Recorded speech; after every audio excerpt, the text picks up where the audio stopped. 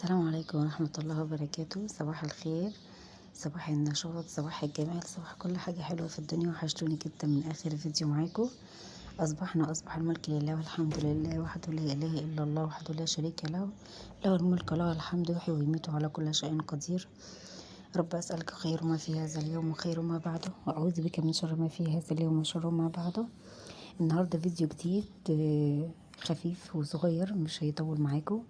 النهارده بشارك معاكم المشتريات بتاعتي بتاعت الشهر اللي انا جبتها.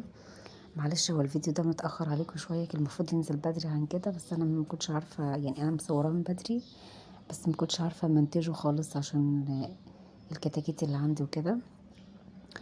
بس اول حاجه بقى شاركتها معاكم، كنت جايبه لبن. اللبن ده جاموسي، بجيبه وبغليه، ببيته ليله كامله في التلاجة يشيل القشطه بعد كده. لان انا بديه لبنوتي سنها شهر سنه ونص تقريبا. سنه ونص، سنه وخمس شهور بالظبط. بس فانا بغليه وبعد كده اشيل الوش عشان اديهولها يبقى خفيف، ما يبقاش تقيل قوي عليها. بس اول حاجه غليت اللبن وبعد كده هبيته في التلاجة زي ما قلت لكم. ودلوقتي هشارك معاكم باقي المشتريات بتاعتي اللي انا جبتها. انا دلوقتي هقول لكم على الحاجات اللي انا جبتها بتاعت البقاله بس، اللي هي حاجه السوبر ماركت. انما الفراخ والسمك والحاجات التانية اللي انا جبتها دي هعمل لكم بيها فيديو تاني لوحده.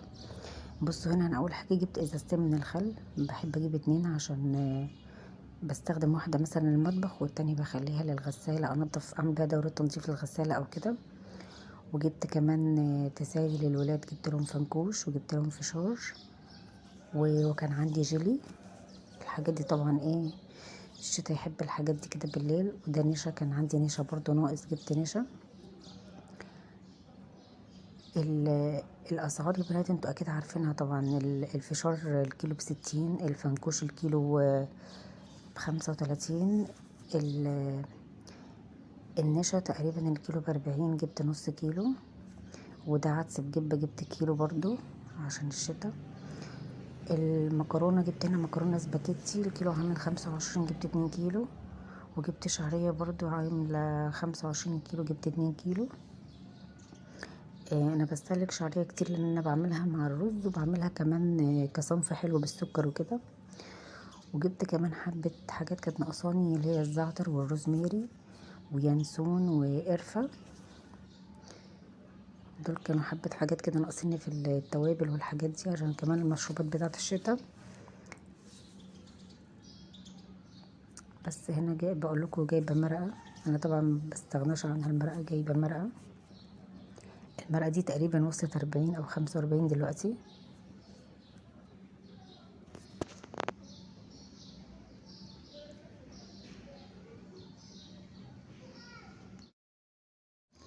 طبعا يا بنات، هي الاسعار بتختلف من مكان لمكان، او بالظبط من محل لمحل. تلاقيه اصلا واحد بيبيع بسعر والمحل اللي جنبه بيبيع بسعر تاني خالص.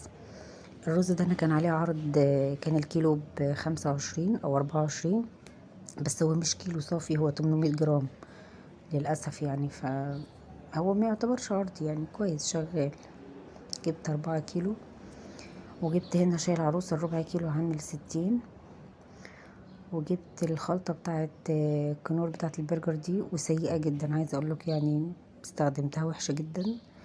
الصلصة، جبت الصلصة الاكياس اللي الكيس ب5 جنيه، بحبها عشان يبقى استخدام مرة واحدة وخلاص. التونة دي يا بنات ب40 جنيه، تونة قطعة حلوة جدا. وجبت ورق كب كيك عشان نعمل كب كيك. واللون ده، الطعام ده حلو، بستخدمه في كذا حاجة، حلو جدا. اللون الجل ده ب15، عامل 15 جنيه. الدوبيلا.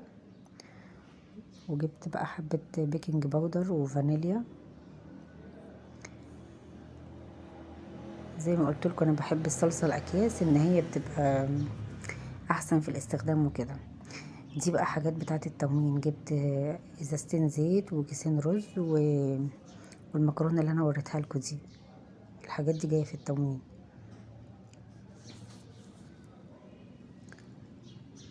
كيسين المكرونة وكيسين الرز وكيسين المكرونة قصدي، وكيسين السكر وازازتين الزيت. الحاجات دي بتاعه التموين، دول اللي انا بجيبهم يعني كل شهر.